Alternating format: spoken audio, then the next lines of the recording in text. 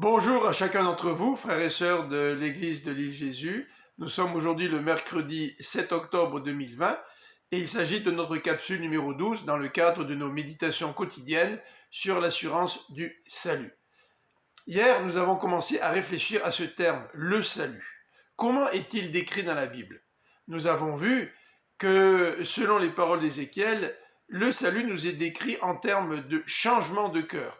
Dieu change notre cœur de pierre en cœur de chair pour nous permettre d'accomplir la loi. Aujourd'hui, nous allons voir dans Jean au chapitre 3 que le salut nous est nous est décrit en termes de nouvelle naissance. Nicodème, un homme âgé, un leader, vient voir Jésus et Jésus lui dit ceci: « Personne ne peut voir le royaume de Dieu à moins de naître d'en haut, à moins de naître de nouveau. » Et devant la stupeur de Nicodème, qui lui pose la question, mais comment un homme peut-il naître de nouveau, une fois vieux? Jésus lui dit, écoute, tu peux naître de nouveau par l'action du Saint-Esprit. Ce qui naît de l'Esprit est animé par l'Esprit. Ne sois donc pas surpris si je t'ai dit, il vous faut renaître d'en haut, ou renaître de nouveau. Le vent souffle où il veut. Tu en entends le bruit, mais tu ne sais ni d'où il vient, ni où il va. Il en est ainsi pour quiconque est né de l'Esprit. Jésus, au travers de ces paroles, souligne tout d'abord que la nouvelle naissance est essentielle pour entrer dans le royaume de Dieu. Ensuite, Jésus souligne que la nouvelle naissance, c'est l'œuvre souveraine de l'Esprit de Dieu.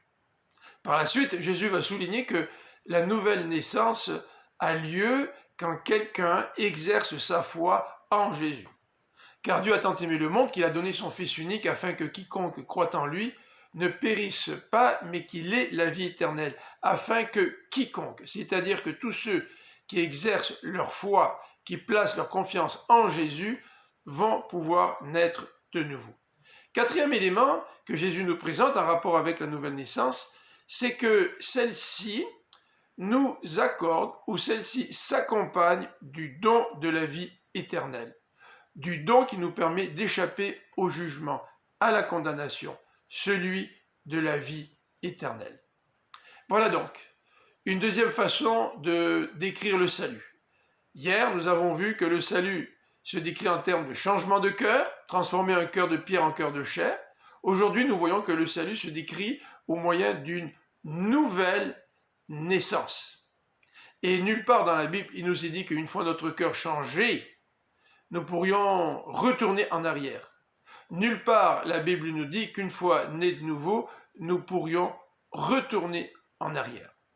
Je vous souhaite une bonne fin de journée et que nous puissions saisir par la foi cette offre que Dieu nous fait, cette offre que Dieu nous lance de naître de nouveau. Bonne journée et que Dieu vous bénisse.